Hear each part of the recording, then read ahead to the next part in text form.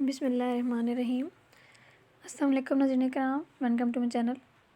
ناظرین کرام، رمضان میں کام کو آسان بنانے والی ٹپس ہم آپ کے ساتھ شیئر کر رہے ہیں۔ بہت ہی مفید ٹپس آپ کے بہت ہی کام آئیں گی، سو پلیز ویڈیو کو پورا دیکھیے گا۔ افطاری کے وقت تیل میں کوئی چیز ڈالو تو تیل کے چھینٹے اڑنے لگتے ہیں، تو ایسے میں ایک چٹکی نمک ڈال دیں اور پھر کوئی چیز فرائی کریں، تیل کے چھینٹے نہیں اڑیں گے۔ رمضان کے دنوں میں چنا چاٹ تقریباً ہر گھر میں بنتی ہے اور افطاری میں موجود تمام اشیاء کی جان چنا چاٹ ہے، لیکن ایسے میں بعض اوقات خواتین رات کو چنا پکانا بھول جاتی ہیں، اس لیے جب بھی آپ کو یاد آئے چنے کو پانی میں بھگو دیں اور اس میں بیکنگ سوڈا ڈال دیں اور تھوڑی دیر کے بعد چنے کو کوکر میں پکنے کے لیے چڑھا دیں، چنے فوراً گل جائیں گے۔ افطاری پر مہمانوں کو دعوت دی ہو اور سالن کو خوبصورت دکھانا ہو مگر سالن یا قورمہ کے اوپر تیل نہ آ رہا ہو تو سالن بننے کے بعد بالکل آخر میں برف کی ایک کیوب ڈال دیں، سالن کے اوپر تیل آ جائے گا اور سالن بہت ہی خوشنما دکھے گا۔ ناظرین کرام، افطاری کے وقت بننے والے شربت میں تخم ملنگا ضرور ڈالیں۔ تخم ملنگا نظام ہاضمہ کے لیے اس کا استعمال بہت ہی بہترین ہے کہ اس کو پینے کے بعد جسم کو گرمی محسوس نہیں ہوتی ہے اور اس کی تاثیر بہت ٹھنڈی ہوتی ہے۔ ہری چٹنی ہر گھر میں افطاری کے وقت ضرور پیش کی جاتی ہے، اس لیے ایک ہی وقت میں بہت سارے دھنیے، پودینے اور لہسن کی ہری چٹنی فریزر میں کیوب کی شکل میں محفوظ کر لیں۔ اس سے آپ کے ٹائم کی بہت ساری بچت ہو جائے گی اور آپ ایک ہی وقت میں چٹنی کے ساتھ ساتھ باقی کام بھی نپٹا لیں گے۔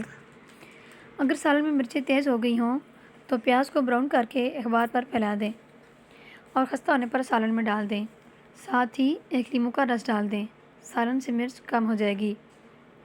افطاری کے ٹائم بنے ہوئے پکوڑے اور رول سموسوں کو ہضم کرنے کے لیے گھر کی بنی ہوئی ہرے دھنیا کی چٹنی جو ہے وہ بہت ہی بہترین غذا ہے۔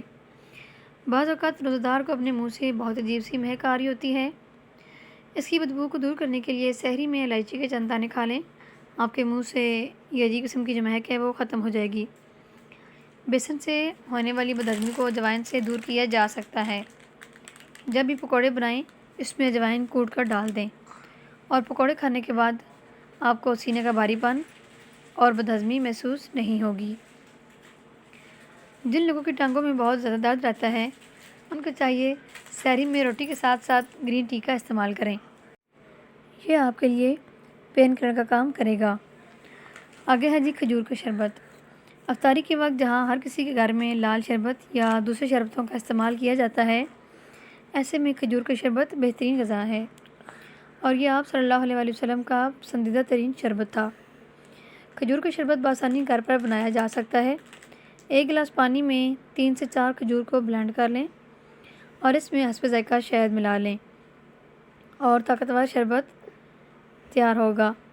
اس کو پینے سے جسم دماغی سکون حاصل ہوتا ہے، جسم کا میٹابولزم بڑھتا ہے، اس کے علاوہ دن بھر کی تھکاوٹ بھی دور ہو جاتی ہے۔